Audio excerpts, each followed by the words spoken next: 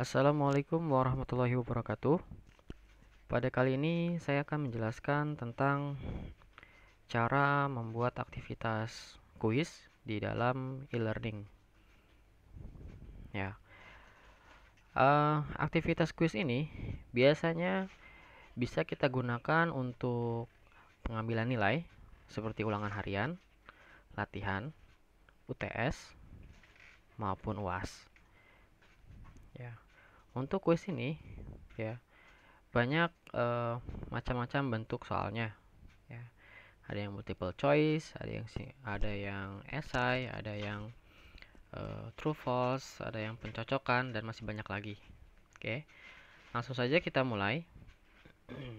Oke, pastikan sudah masuk ke dalam kelas masing-masing ya, mapelnya masing-masing. Setelah itu biasa ya, jangan lupa untuk menambahkan aktivitas, pastikan sudah mengaktifkan mode ubah ya. Caranya ada di sini ya.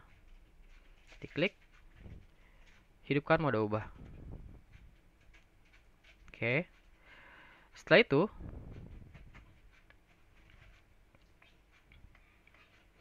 kita klik tambahkan sebuah aktivitas atau sumber daya. Lalu, pilih quiz. Klik tambah. Di bagian nama, kita isikan dengan nama, misalnya kuis ini adalah untuk ulangan harian. Misalnya tentang perakitan komputer. Oke. Di sini bisa diisi dengan perkenalan. Ya. Ini adalah deskripsi dari nama ulangan harian ini. Maksudnya penjelasan, misalnya ulangan harian ini batas waktunya adalah 30 menit. Kemudian terdiri dari berapa soal. Nah, ini bisa kita isi di sini ya, di bagian deskripsi. Kemudian timing ya. Nah, untuk timing ya, di sini kita bisa mengaktifkan. Jadi misalnya kuis ini bisa diakses dari tanggal berapa, jam berapa, dan selesai sampai tanggal berapa, jam berapa, seperti itu. Kemudian untuk time limit ini adalah waktu lamanya pengerjaan soal ya. Misalnya waktunya kita kasih 30. Kemudian kuis ini kita buka dari jam 10 sampai jam, misalnya sampai jam mereka bisa sampai ngerjain sampai jam 3 seperti itu ya. Oke. Kemudian yang ini biarkan saja. Yang nilai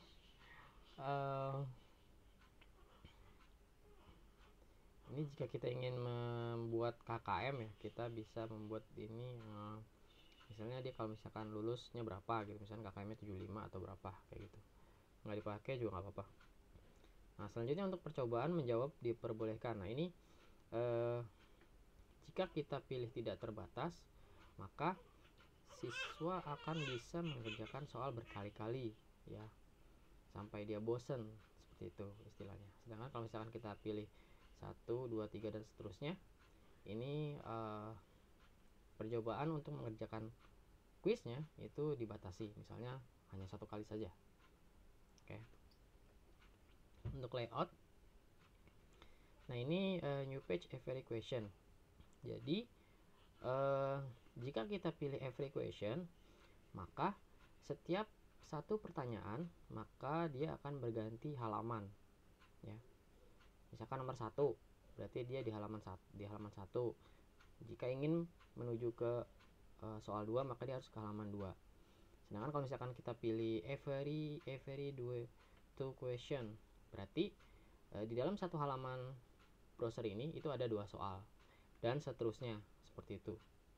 Atau misalnya kita mau ngebuat soalnya itu berada di dalam satu halaman. Kita bisa pilih yang never all question on one page ya. Nah ini setelah Bapak Ibu ya, terserah Bapak Ibu. Defaultnya kita pilih yang default aja ya, every question. Kemudian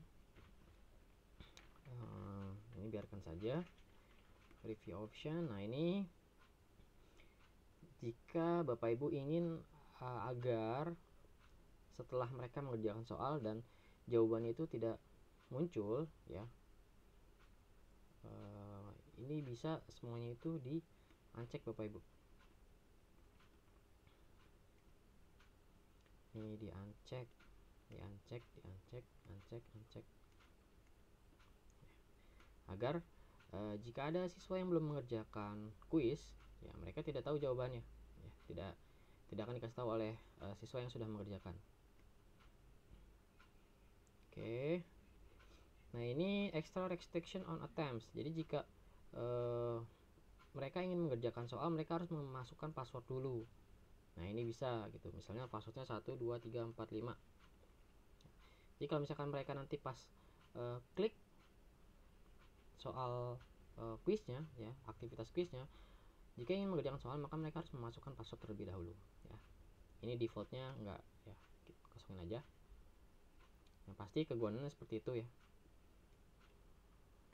Oke.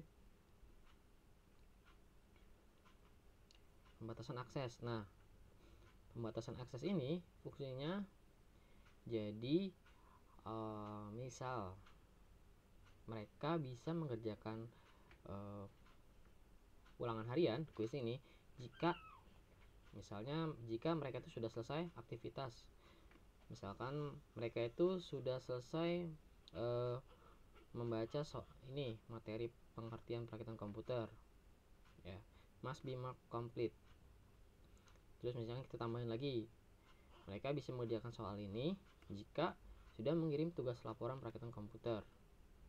Nah seperti itu ya. Jadi mereka harus mengerjakan kedua ini ya. Ini untuk yang pembatasan akses. Jadi jika mereka belum mengerjakan ini sama ini ya, mereka tidak akan bisa mengerjakan soal ini, kuis ini. Lanjut, kita simpan dan kembali ke kursus. Oke, setelah selesai. Sekian. Nanti untuk pembahasan import bank soal ya, import soal-soalnya nanti akan dibahas di video selanjutnya. Terima kasih. Assalamualaikum warahmatullahi wabarakatuh.